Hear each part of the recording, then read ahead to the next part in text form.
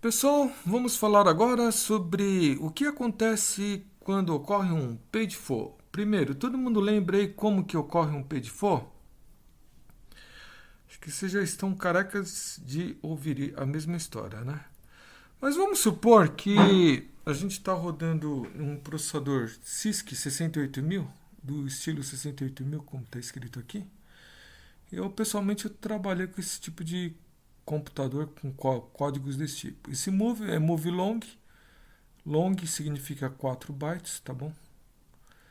Então ele vai pegar aqui o que está na posição apontada por A1 mais 6. Então se tem um registrador A1, ele vai pegar o que está na posição de memória apontada aqui.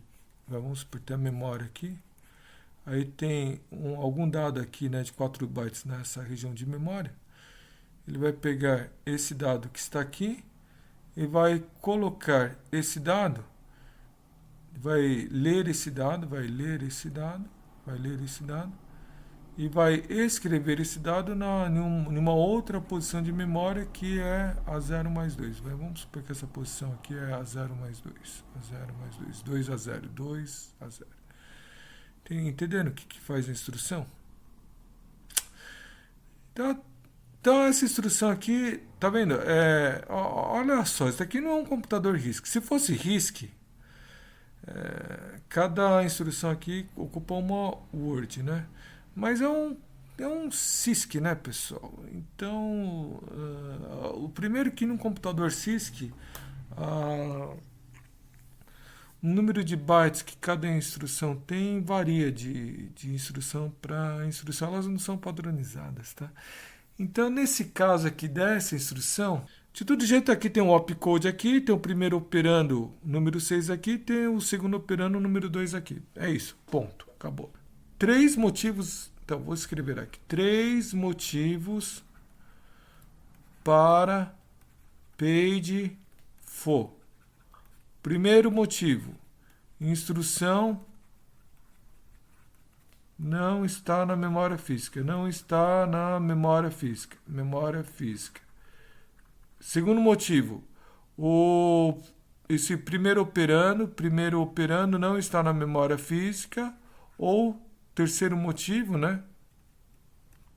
Terceiro motivo, o segundo operando não está na memória física. Tá legal? 3 motivos para acontecer o page fall. Aí aconteceu o page fall. O que o sistema operacional vai fazer? É isso que a gente vai falar agora, tá? Então, o hardware, né, ele causa uma exceção que vai ser atendida pelo kernel, mas que hardware é esse? E, mais especificamente, é M1000, tá? M1000 ele gera aí uma interrupção, né, que vai ser tratada, né? E aí, como toda interrupção, né, os registradores têm que ser salvos. General Register Safety. Aí depois o sistema operacional ele determina qual que é a página virtual que vai ser necessária. Tá, então vamos supor que deu problema porque a instrução não estava presente na memória. Tá? Então isso corresponde a uma certa página virtual. Ele determina qual que é a página virtual necessária. Bom, pessoal, então aí o sistema operacional ele vai verificar a validade do endereço. Então suponha que deu falha quando a gente estava acessando o código, né? Então ele verifica a validade do endereço. Será que não é uma região do kernel? Será que eu tenho essa área é uma área protegida, não é? Bom, verifica a validade do endereço e busca um page frame na memória, quer dizer, na memória física. Ele busca uma página, né, um espaço na página física onde ele pode carregar a nova página. O que pode acontecer é que o que pode acontecer é que a memória já está quase cheia, né? E eu vou precisar de retirar então uma página da memória. Pode ser que eu precise de retirar, pode ser que não, né? Se eu tiver que retirar uma página da memória, eu tenho que verificar se, né, se a página, se essa página física, esse page frame, ele está sujo, ou seja, se algum dado foi escrito nele. Se sim, então eu vou ter que guardar essa página no disco. Se fosse no Linux, eu vou guardar na partição de swap, tá legal?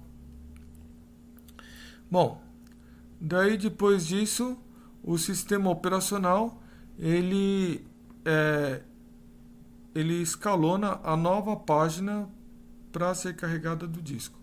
Então, no caso do Linux, existe uma grande chance aí de que essa página aqui que vai entrar, nessa nova página que vai entrar, está na partição de swap. Então ele vai lá na partição de swap, pega uma outra página lá na partição de swap, a nova página, e escalona para trazer no disco. Uma vez que a gente está recebendo a página, as tabelas de páginas, né, elas são atualizadas.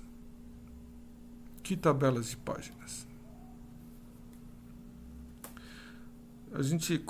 Por que ele colocou no plural? Porque tem a tabela de página do processo que eu joguei a página no disco, certo? Então vamos supor, tem um processo X aí que eu retirei um page frame dele, né? Então eu tenho que atualizar a tabela de páginas desse processo X e desse novo processo Y, né? Que é o processo que me causou o page4. Eu tenho que também atualizar a tabela de páginas desse processo Y agora. Por isso que tá page tables no plural aí, tá bom? Aí depois está escrito aqui que a instrução que causou o page4, né, ela deve ser colocada para rodar de novo. Isso é um pouco problemático. A gente tem que fazer aí, dependendo do processador, dependendo de como funcionam as coisas, isso tem que ser muito bem feito para essa instrução ser colocada para rodar de novo. Bom, aí uma vez que tudo foi consertado, por exemplo, para esse processo Y, né, que causou o page4, então esse processo agora que está com a tabela de páginas consertada, esse page, digamos com a tabela de páginas correta, né, ele é escalonado para rodar de novo. Ele está pronto para rodar. Aí depois, na saída da exceção de page4, os registradores são salvos e o programa continua rodando. Aqui tem um comentário aqui sobre esse passo de colocar a instrução de novo para rodar, tá? O que significa colocar a instrução de novo para rodar? Pessoal, aqui tá vendo aqui, ó, nesse passo aqui, ó. Fault instruction backed up to when it began.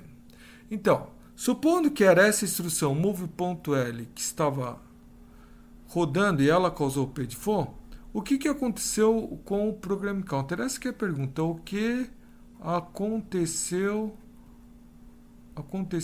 com o program counter? Ela já estava rodando. Dependendo do processador, o program counter, por exemplo, ele viria para cá, ou ele viria para 1006. Para onde que vai o program counter?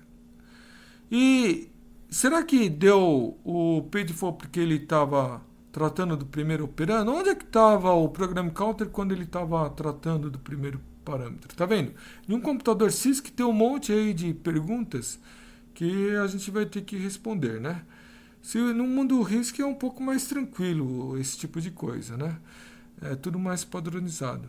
Mas então, nesse computador aqui, Motorola, o que aconteceu com o program counter quando aconteceu o page4? Ele estava em 1002?